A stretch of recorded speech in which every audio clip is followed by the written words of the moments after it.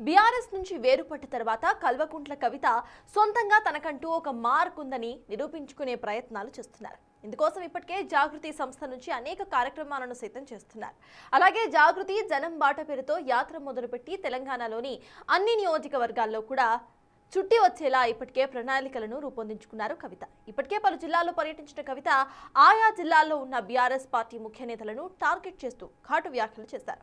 అసలు ఇంతకీ కవిత చేసిన ఆ వ్యాఖ్యలేంటి, ఆమె అజెండా ఏంటి?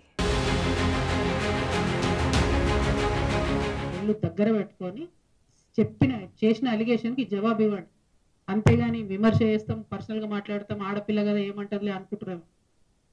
ఊరుకునేది లేదు ఇక ముందు నుండి. మీరు చేసిన అన్యాయాలను చూస్తుంటే కింద చాలా చాలా దారుణమైన పరిస్థితులు ఉన్నాయి. ఈ వనపర్తిలో మాత్రం నిరంజన్ రెడ్డి గారు ఉంటే ఈ నాయకత్వంలో బీఆర్ఎస్ పార్టీ ఇక్కడ బతికి బట్టగట్టే క్వశ్చనే లేదు. నాకు పోయేదేం లేదు, నాకు బీఆర్ఎస్ పార్టీతో సంబంధం లేదు. కానీ ఉద్యమకారులు ఏడుస్తున్నారు, ఆ పార్టీలో ఉండలేక మింగలేక కక్కలేక చచ్చిపోతున్నారు. పెద్దసారికి తెలియదని నేను అనుకుంటున్నా, తెలిసేటట్టుగా చెప్తున్నా దయచేసి. బీఆర్ఎస్ నుంచి సస్పెండ్ అయి ఆ పార్టీ నేతలను టార్గెట్ చేస్తూ జాగృతి అధ్యక్షురాలు కల్వకుంట్ల కవిత విమర్శలు చేస్తూనే వస్తున్నారు. జాగృతి జనంబాట యాత్రలో భాగంగా ఏ జిల్లాకు వెళితే అక్కడ ఉన్న బీఆర్ఎస్ మాజీ మంత్రులు ఎమ్మెల్యేలపై ప్రత్యక్షంగానే కామెంట్స్ చేస్తున్నారు. వరంగల్ యాత్రలో హరీష్ రావుపై, నిజామాబాద్ పర్యటనలో జీవన్ రెడ్డి, షకీల్ పై, నల్గొండలో మాజీ మంత్రి జగదీష్ రెడ్డిపై ఆమె పలుమార్లు విమర్శన అస్త్రాలు సంధిస్తూ ఒక రేంజ్ లో టార్గెట్ చేస్తున్నారు. ఇప్పుడు తాజాగా మహబూబ్ నగర్ పర్యటనలో భాగంగా వనపర్తిలో ఏర్పాటు చేసిన సమావేశంలో మాజీ మంత్రి నిరంజన్ రెడ్డిపై తీవ్ర విమర్శలు చేశారు జాగృతి అధ్యక్షురాలు.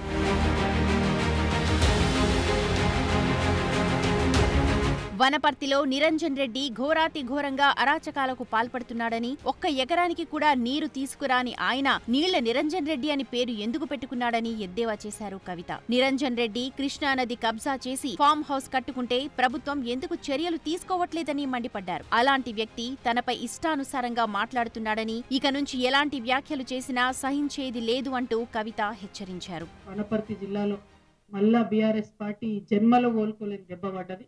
ఆయన చేసిన అవినీతి, ఆయన చేసినటువంటి అన్యాయం, ఆయన బీసీల మీద పెట్టినన్ని కేసులు, ఆయన ఉద్యమకారుల మీద పెట్టినన్ని కేసులు, ఇవన్నీ ఒక్కొక్కరు చెప్పుకొని కళ్ళలో రక్తం వచ్చేటట్టు ఏడుస్తున్నారు.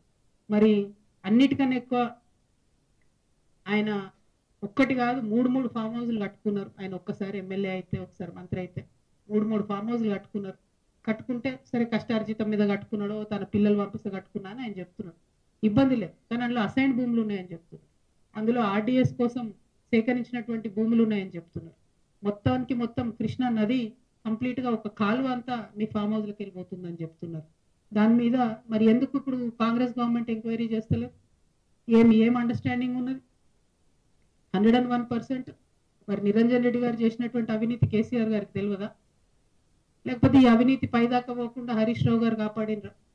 ఈ అవినీతి పైన తెలిస్తే కేసీఆర్ గారు నిరంజన్ రెడ్డికి టికెట్ ఇవ్వరని చెప్పి కాపాడినరా? నిరంజన్ రెడ్డి అరాచకాలను చిన్న పిల్లాడిని అడిగినా చెప్తాడని, తన తండ్రి వయసు ఉన్నవాడని ఇప్పటి వరకు గౌరవిస్తూ వచ్చారని, మితిమీరి ప్రవర్తించి పిచ్చి పిచ్చిగా మాట్లాడితే పుచ్చ లేచిపోతుందని అంటూ కాస్త ఘాటుగా సీరియస్ గానే వార్నింగ్ ఇచ్చారు కవిత. ఇలాగే ఉంటే మహబూబ్ నగర్ జిల్లాలో బీఆర్ఎస్ పార్టీ బతికి బట్టకట్టలేదని, మునుపు ఓడిందానికంటే ఇంకా ఎక్కువ మెజారిటీతో ప్రజలే బీఆర్ఎస్ పార్టీని ఓడిస్తారని వ్యంగ్యంగా చెప్పుకొచ్చారు కవిత.